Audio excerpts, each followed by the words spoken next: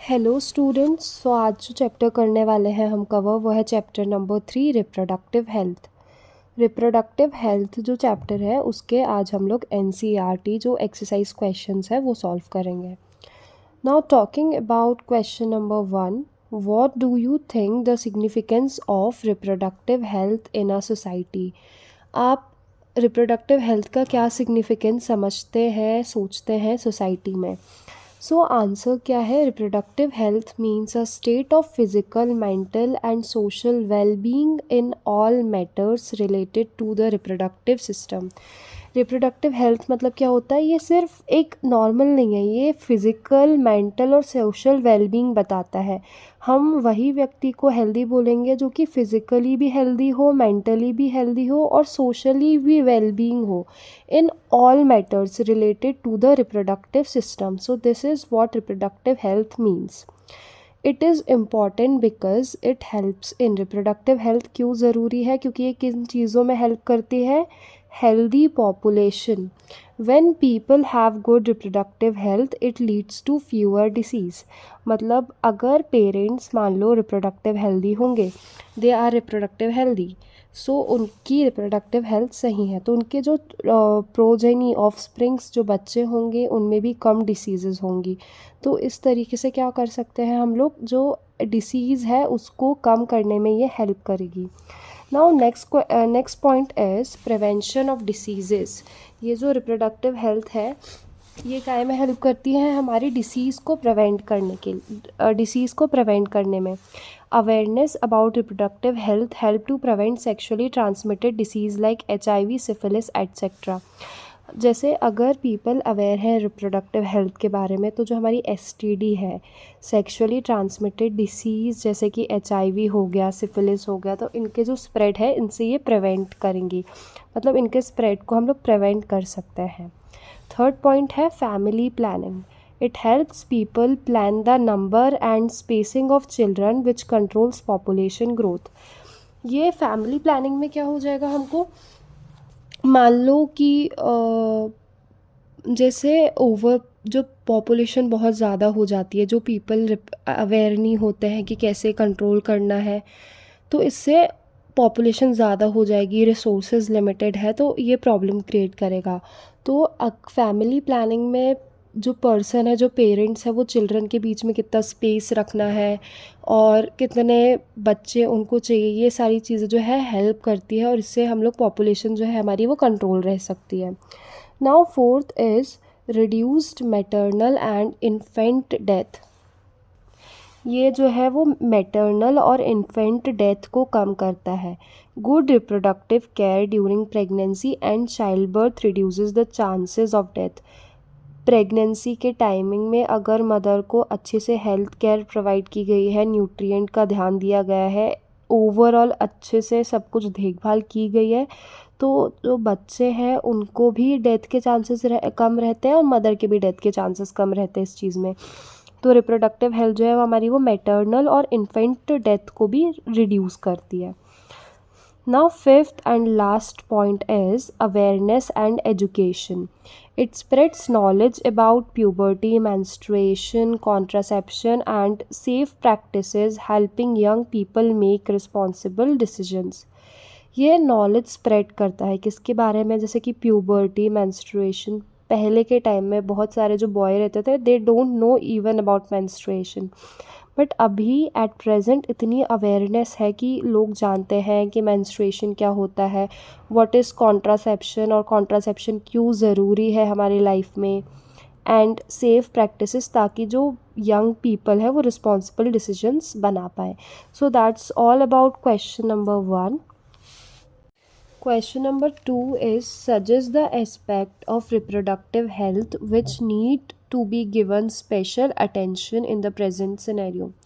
Reproductive health का कौन सा ऐसा एस्पेक्ट है जिसको स्पेशल अटेंशन की रिक्वायरमेंट है at present scenario. Answer is sex education. People specially teenagers should be given proper knowledge about menstruation, safe sex and contraception. Sex education, people जो कि स्पेशली अपने एडोलेसेंट टीनेजर्स हैं उनको proper knowledge देनी है हमको सेक्स एजुकेशन में, जो कि इंक्लूड क्या करेगा अपना menstruation, safe sex and contraception. Next point is awareness about infertility and it's treatment. Couples should be informed that infertility is a medical condition and can be often treated. कुछ couple को जो कि बहुत ज़्यादा backward area में रहते हैं, उनको ऐसा लगता है कि इनफर्टिलिटी को ट्रीट नहीं किया जा सकता, बट इनको अवेयरनेस दी जानी चाहिए कि इनफर्टिलिटी एक मेडिकल कंडीशन है और इसमें बहुत सारी चीज़ें होती है, जैसे कि test tube baby, in vitro fertilisation, जिससे ये सारी चीज़ें जो है वो ट्रीट की जा सकती है. Now point number 3 is prevention of sexually transmitted disease. Awareness and precautions should be taken to prevent infections like HIV, AIDS, syphilis and gonorrhea. STD को प्रिवेंट करने के लिए हमको अवेयर करना चाहिए पीपल को, जैसे कि HIV हो गई, एड्स, सिफिलिस, ये सारी STD है जिसको प्रिवेंट करने के लिए पीपल को अवेयर करना चाहिए. Now next point is family planning.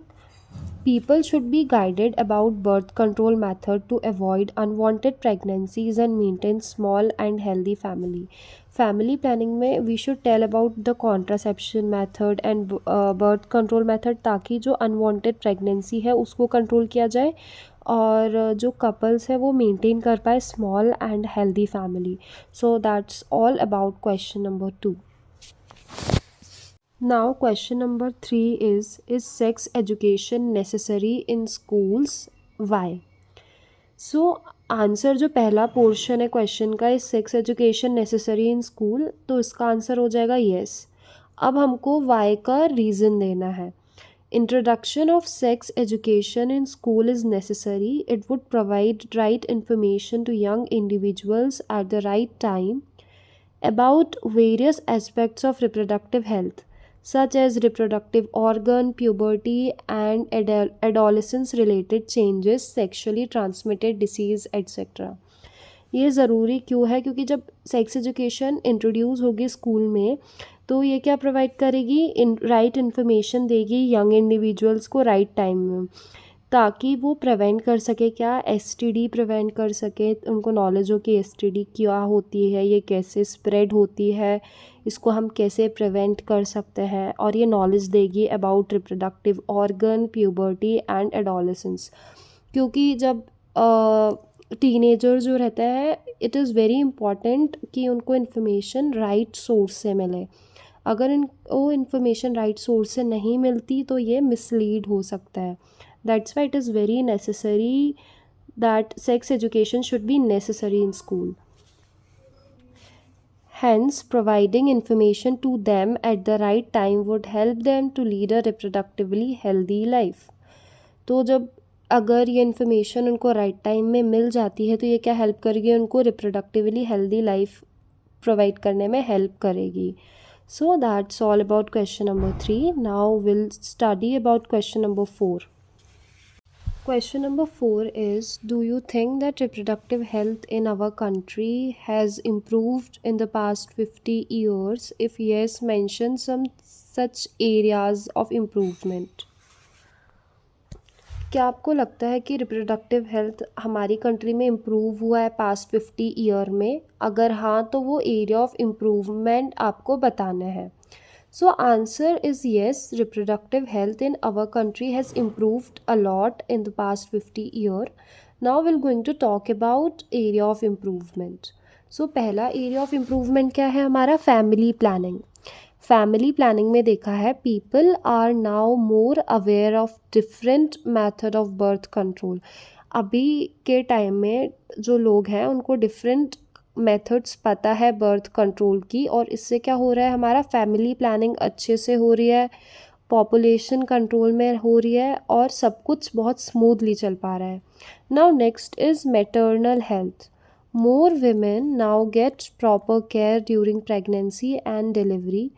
The number of women dying during child birth has reduced. क्योंकि जो प्रेगनेंसी का टाइम है और इस दौरान क्या हो रहा है कि जो विमेन है उनको प्रॉपर केयर प्रोवाइड की जा रही है, proper nutrient and what ever kind of treatment उनको ज़रूरी है वो दिया जा रहा है। तो इसके वजह से जो विमेन है, जो चाइल्ड बर्थ के दौरान कभी कभी डेथ हो जाती थी, वो रिड्यूस हो गई है। Now next point is child health. Vaccination programmes and better nutrition have improved the health of newborn and children. Vaccination programmes introduce किए गए हैं, बेटर न्यूट्रिशन दिया जा रहा है। इसकी वजह से क्या हो रहा है, जो न्यूबॉर्न और चिल्ड्रन हैं उनकी हेल्थ भी इम्प्रूव हुई है। Now next point, that is last point, awareness and education. People now have more knowledge about reproductive health, safe sex, and hygiene through school, media, and health campaigns. अभी के time में at present people बहुत ज़्यादा aware है about reproductive health, safe sex और hygiene. ये सब चीज़ों में लोगों को बहुत अच्छा नॉलेज है। ये किसके थ्रू स्प्रेड हुआ है, हमारा स्कूल्स में नॉलेज प्रोवाइड की जा रही है आज के टाइम में। मीडिया भी हेल्प कर रही है नॉलेज स्प्रेड करने के लिए, and health campaigns. Question number 5, what are the suggested reason for population explosion. Population explosion के रीज़न हमको बताना है।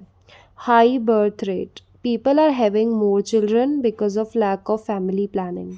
जब फैमिली प्लानिंग अच्छे से नहीं होती है तो जो कपल्स हैं उनको बहुत ज़्यादा चिल्ड्रन होते जाते हैं। तो इसकी वजह से क्या होता है, हमारा हाई बर्थ रेट हो जाता है, that leads to population explosion. Next point is early marriages. People marry at young age. अभी नहीं, अभी तो बहुत कम जगहों में होता है, बट पास्ट में ऐसा देखा गया था कि बहुत सारे लोग जो है उसमें अर्ली मैरिजेस हो जाती थी। और अगर यंग एज में मैरिज होगी तो ज़्यादा चिल्ड्रन प्रोड्यूस होंगे, so that will lead to population explosion. Decline in death rate, obvious सी बात है, अगर हमारा डेथ रेट कम हो गया है और क्योंकि अभी मेडिकल फैसिलिटी ज़्यादा अच्छी है, सब कुछ बहुत अच्छा है, तो बर्थ रेट कम है। तो जब बर्थ रेट ज़्यादा है और डेथ रेट कम है, तो इसकी वजह से क्या होगा, ओवरऑल पॉपुलेशन एक्सप्लोजन होगा। Better medical facilities have reduce death from diseases. Next is lack of education, specially about family planning and contraception. अभी भी बहुत सारे बैकवर्ड एरिया में ऐसे लोग हैं जिनको फैमिली प्लानिंग और कॉन्ट्रासेप्शन क्या होता है, द यूज़ ऑफ कॉन्ट्रासेप्शन नहीं पता है। इसके वजह से बहुत ज़्यादा चिल्ड्रन हो जाते हैं, बहुत ज़्यादा चिल्ड्रन हो जाते हैं तो पॉपुलेशन एक्सप्लोजन हो जाता है। तो इसीलिए बहुत ज़्यादा इम्पॉर्टेंट हो जाता है लोगों को अवेयर करना about family planning and contraceptions and all. Next question, question number 6 is the use of contraceptives justified? Give reason. Yes, the use of contraceptive is justified, ये आंसर है हमारा, क्योंकि क्या कॉन्ट्रासेप्टिव का यूज़ जो है वो जस्टिफाई है, हमको विद रीज़न बताना है। तो इसका आंसर में क्या आ जाएगा, प्रिवेंट अनवांटेड प्रेगनेंसीज। कॉन्ट्रासेप्शन का क्या काम रहता है, बेसिकली ये फर्टिलाइजेशन से बचाता है और फर्दर प्रेगनेंसी को रोकता है। ये कॉन्ट्रासेप्शन का हमारा यूज़ होता है।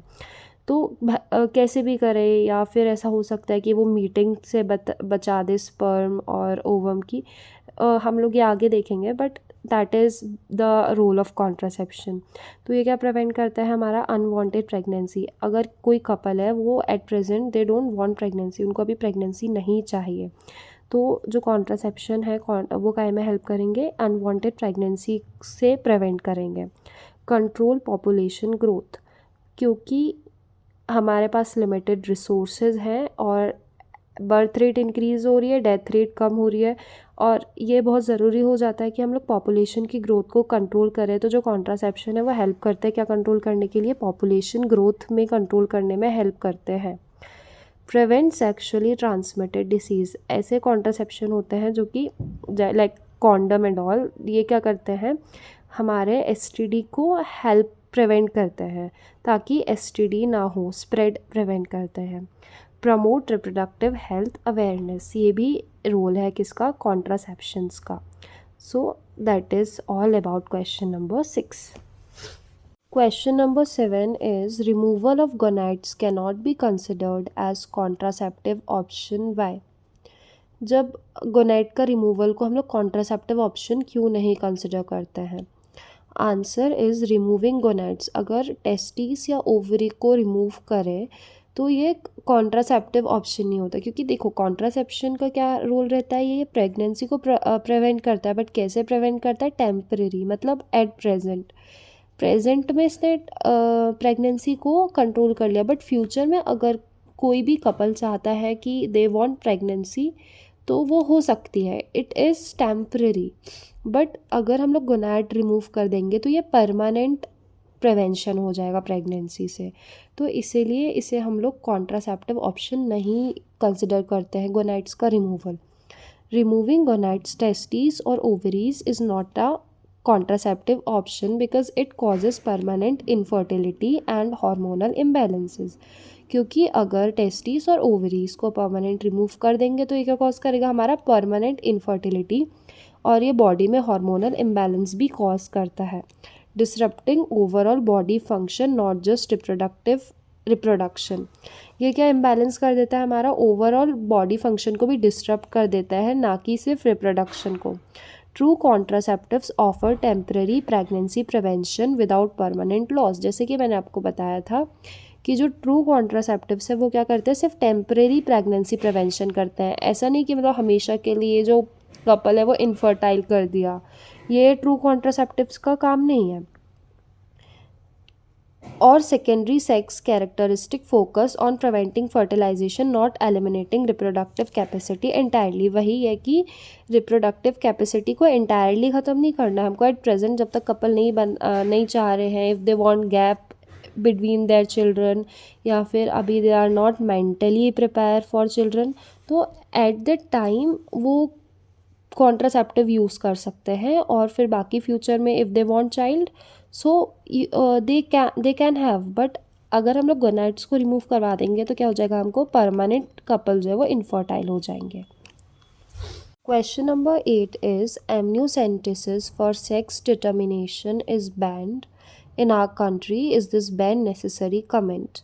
जो amniocentesis रहता है सेक्स डिटर्मिनेशन के लिए वो हमारी कंट्री में बैन है, तो क्या ये बैन नेसेसरी है, ये हमें बताना है।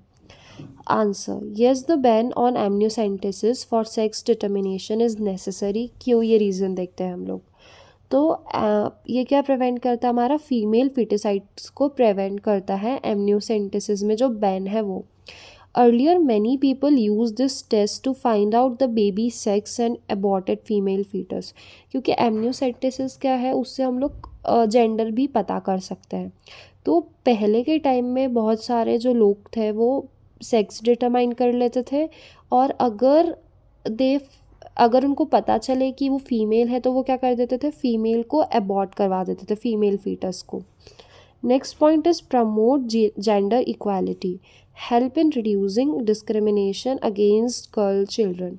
क्योंकि अब amniocentesis बैन हो गया है तो वो लोग डिटरमाइन नहीं कर सकते सेक्स डिटर्मिनेशन के लिए कि ये मेल है या फीमेल है, तो इसके वजह से क्या हो गया, ये जेंडर इक्वालिटी को प्रमोट करता है। Next is protect child right, every child whether boy और girl has a right to be born. ये जो है वो चाइल्ड राइट को प्रोटेक्ट करता है, क्योंकि नो मैटर चाइल्ड का जेंडर क्या है, every child has right to be born. So that's all about question number 8। Suggest some methods to assist infertile couples to have children. हमें कुछ मेथड बतानी है जिससे इनफर्टाइल कपल को चिल्ड्रन हो पाए। So answer is GIFT. GIFT का full form क्या है हमारा, zygote intra fallopian transfer. Zygote और early embryo up to 8 blastomere formed outside is transferred into fallopian tube. Zygote क्या है, जो फ्यूजन होता है हमारा ओवम और स्पर्म का, उसको हम लोग बोलते हैं जाइगोट। तो जब जाइगोट या फिर early embryo up to 8 blastomere हो, अर्ली एम्ब्रियो में भी जो ब्लास्टोमेयर अप टू 8 ब्लास्टोमेयर होना चाहिए, जो हम लोग बना है बॉडी के आउटसाइड, फॉर्म आउटसाइड, तो इसको ट्रांसफ़र कर देंगे हम लोग फैलोपियन ट्यूब में। ये कौन सी प्रोसेस में करेंगे, ये ऐसा प्रोसीजर जिफ्ट में, जाइगोट इंट्रा फैलोपियन ट्रांसफ़र। इस पर नाम सजेस्ट कर रहा है वैसे कि जाइगोट बना है, उसको हमने ट्रांसफ़र किया है कहाँ पे, फैलोपियन में, फैलोपियन ट्यूब में, तो that is gift. Now gift, gift का फुल फॉर्म क्या है, गैमीट इंट्रा फैलोपियन ट्रांसफ़र। तो इस पे क्या होता है गिफ्ट में, in this method egg and sperm are directly placed into fallopian tube. जो गिफ्ट है इसमें एग और स्पर्म को हम लोग डायरेक्टली फेलोपियन ट्यूब में रख देते हैं, डाल देते हैं। फिर यहाँ पे क्या हो जाएगा, हमारा फर्टिलाइजेशन होगा बॉडी के अंदर। This help fertilization to happen inside the body. ZIFT में क्या हो रहा था, फर्टिलाइजेशन बाहर हो गया, आउटसाइड द बॉडी हो गया, बट गिफ्ट में जो है हमारा फर्टिलाइजेशन बॉडी के अंदर ही होगा। यहाँ पे हम लोग ने गैमीट्स डाल दिए हैं, gamete, female gamete ovum, male gamete sperm, ये डाल दिया है। देन यहाँ पे है ICSI, intracytoplasmic sperm injection.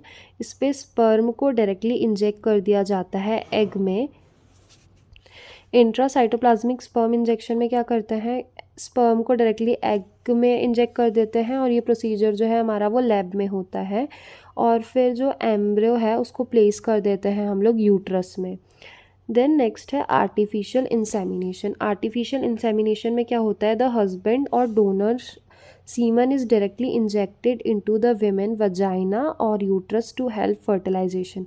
Artificial insemination में ये किस केस में करता है, बेसिकली जब जो कपल है उसमें मेल में जो स्पर्म काउंट है वो बहुत ज़्यादा कम हो, तो इसमें क्या करते हैं, हस्बैंड का ले रहे हैं या फिर कोई भी डोनर का जो सीमन है उसको डायरेक्टली इंजेक्ट कर देते हैं हम लोग विमेन की वजाइना में या फिर यूट्रस में। इसके बाद क्या हो जाएगा, फिर वो ओवम से मिल जाएगा sperm, then zygote, that will lead to formation of zygote, और जो प्रोसेस है फर्टिलाइजेशन की वो हो जाएगी। क्वेश्चन नंबर 10 है, what are the measures one has to take to prevent from STD। ताकि STD जो है वो स्प्रेड ना करे तो कौन से मेजर्स लेने पड़ेंगे। Avoid sex with unknown partners, multiple partners. Basically क्या कर सकते हैं, जो सेक्स है वो हमको अवॉइड करना चाहिए अननोन पार्टनर से, और मल्टीपल पार्टनर से भी अवॉइड करना चाहिए। Use protective methods such as condoms during coitus. Condom act as a barrier and reduce the risk of infection. During the process of coitus जो लोग हैं उनको कॉन्डम का यूज़ करना चाहिए।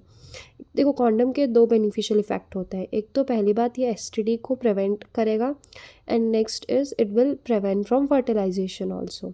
तो फर्टिलाइजेशन से भी हमको बचाव दे सकता है और ये STD से भी बचाव दे सकता है। Next is use sterilize needles and syringes. हमेशा हमें क्या यूज़ करना चाहिए, नीडल्स और सिरिंजेस ध्यान रखना चाहिए कि वो प्रॉपर्ली स्टरलाइज्ड है। Never share needles for injection, tattoos etcetera. Needle को कभी भी शेयर नहीं करना चाहिए, भले ही इंजेक्शन कर रहे हो या टैटू कर रहे हो। मान लो अगर फर्स्ट पर्सन को इंजेक्ट किया है उन्होंने, और वो नीडल ही सेम उन्होंने चेंज नहीं किया, वही नीडल से दूसरे पर्सन को लगा दिया, तो अगर पहले पर्सन को कोई भी STD है, लेट्स सी HIV और एनीथिंग, तो वो जो HIV है वो नेक्स्ट को भी स्प्रेड कर सकती है, because HIV and other germ can spread through blood.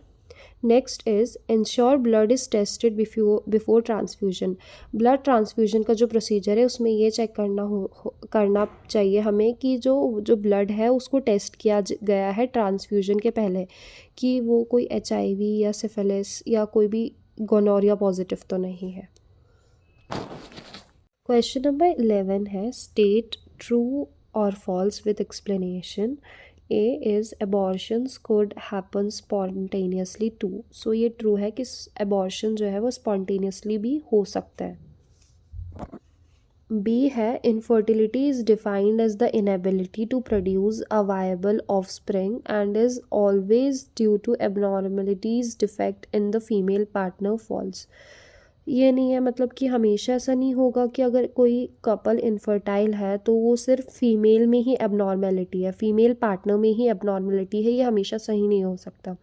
जैसे कि हमने एक एग्जांपल देखा था किसका, असिस्टेड रिप्रोडक्टिव टेक्नोलॉजी का।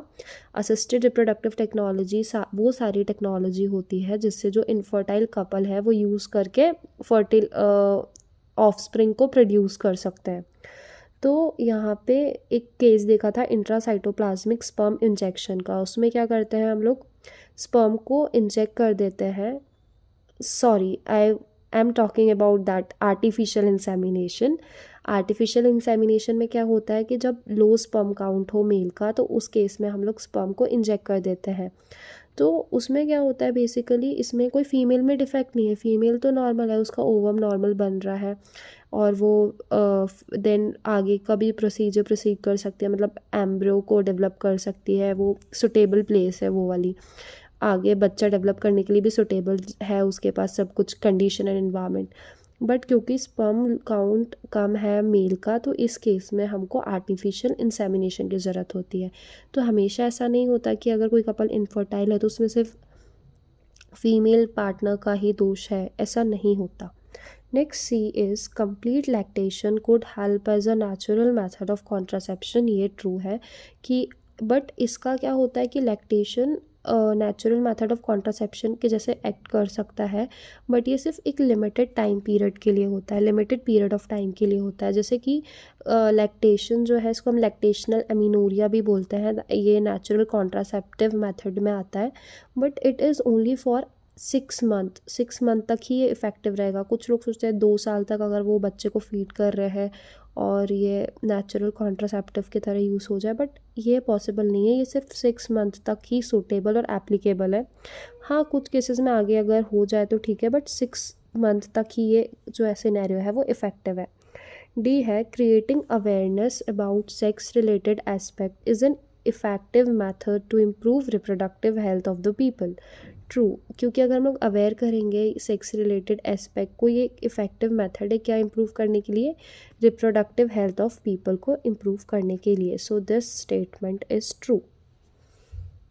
क्वेश्चन नंबर 12 है करेक्ट द फॉलोइंग स्टेटमेंट्स। ये आपको स्टेटमेंट्स गिवन है, इसको आपको करेक्ट करके लिखना है। इट मीन्स जो स्टेटमेंट है वो इनकरेक्ट रहेंगे, ठीक है। Surgical methods of contraceptions prevent gamete formation. ये इनकरेक्ट कैसे है कि जो सर्जिकल मेथड ऑफ कॉन्ट्रासेप्शन है वो गैमीट फॉर्मेशन को नहीं प्रिवेंट करती है। गैमीट तो अपने फॉर्म होंगे, जैसे ट्यूबेक्टॉमी हुई है, बट जो हमारे एग है वो फॉर्म होगा, ऐसा नहीं है कि ओवा ही नहीं बन रहा है। तो अगर वेसेक्टॉमी हुई है तो ऐसा नहीं है कि स्पर्म नहीं बन रहे, स्पर्म तो बन रहा है, बट ये क्या करेगा, सिर्फ ट्रांसपोर्ट नहीं होंगे गैमीट। सो करेक्ट स्टेटमेंट ये होगा कि surgical methods of contraceptions prevent the transport of gamete. Next है all sexually transmitted diseases are completely curable.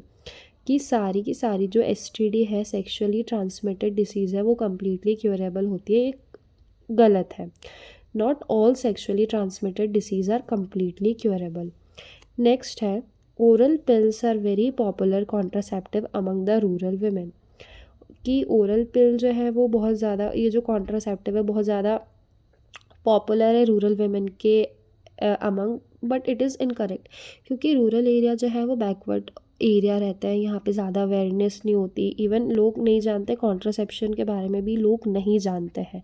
अभी तो जानने लग गए, बट पहले की बात करें या फिर अभी भी कुछ ज़्यादा ऐसे जो अंदर के गांव रहते हैं वहाँ पे लोग नहीं जानते कि कॉन्ट्रासेप्शन क्या होता है, पिल्स क्या होती है।